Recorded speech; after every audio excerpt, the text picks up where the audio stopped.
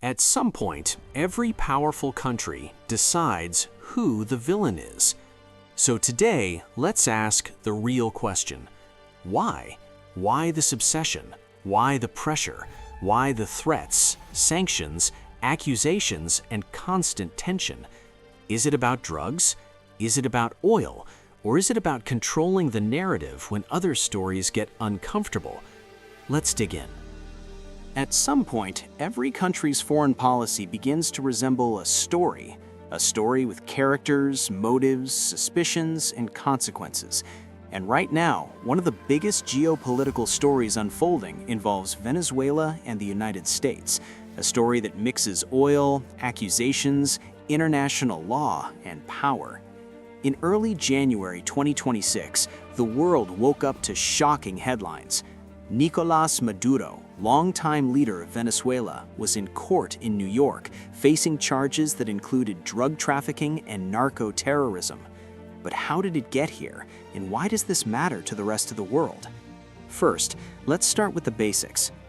The United States government says Maduro was part of a long-running conspiracy to traffic cocaine into the U.S., allegedly working with criminal organizations to move drugs across international borders. Experts on international crime, however, have questioned the scale of these claims because Venezuela is not a major producer of cocaine compared with countries in Central and South America like Mexico or Colombia. So why target him? To understand that question, we have to look deeper into both history and interests. Venezuela has the largest proven oil reserves in the world, more than Saudi Arabia, more than any other country. Those reserves were once a cornerstone of Venezuela's economy and a major part of the global oil market. For decades, American oil companies were deeply involved in Venezuela, building infrastructure, refining its heavy crude, and making tons of money from exports. But things changed in the late 1990s and early 2000s when Venezuela began nationalizing its oil industry, putting control in the hands of the state rather than foreign corporations. Many analysts believe this shift was a turning point in U.S.-Venezuelan relations. From that point on, Venezuela went from being a partner in energy to being framed as a problem. Sanctions followed, trade restrictions hit hard, pressure built. By 2025, the U.S. government had imposed heavy sanctions not only on Venezuelan oil, but also on many top officials, including Maduro himself. A reward of up to $50 million was offered for information leading to his arrest.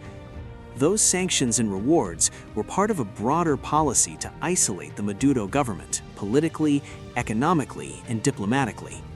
Almost all major Venezuelan exports rely on state-run oil company PDVSA. When oil exports were disrupted, the country's economy suffered tremendously, and ordinary Venezuelans felt the effects in everything from food prices to access to medicine. But here's where the story gets complicated. Critics of U.S. policy argue that oil, not drugs, is the real reason for this conflict. They point out that the U.S. has strategic interests in securing access to Venezuelan oil, especially heavy crude that many refineries worldwide were built to handle. In early 2026, after Maduro's removal from power, the U.S. moved quickly to protect Venezuelan oil revenues in American accounts and to court major oil companies to invest billions in rebuilding the Venezuelan oil industry. Trump administration officials publicly framed this as a way to stabilize Venezuela and benefit both Venezuelans and Americans. They argued that using Venezuelan oil revenues for economic development was better than leaving them frozen or lost to court claims. But critics saw something else. They saw a powerful nation turning a crisis into an opportunity for control, economic as well as political. While all of this was happening, the legality of the entire operation was thrown into sharp relief at the United Nations. International law experts warned that capturing a sitting head of state through military force without UN authorization violates the UN Charter and sets a dangerous precedent in global politics. Even within the United States, lawmakers and legal scholars debated whether the action was lawful under U.S. law. Traditionally, foreign military action and arrests of leaders require congressional approval and strict legal justification. Yet this operation was described by U.S. officials as a law enforcement action, not a war, which has raised questions about where defense ends and foreign policy begins. And if you look beyond oil and drugs, there's another layer to this story: the narrative itself. Large geopolitical stories often become distractions. When one major headline dominates, others fade.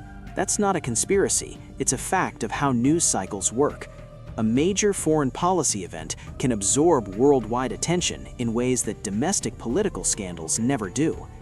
So when Maduro appeared in a U.S. courtroom, it wasn't just about the charges, it was also about where the world's attention was focused at that moment.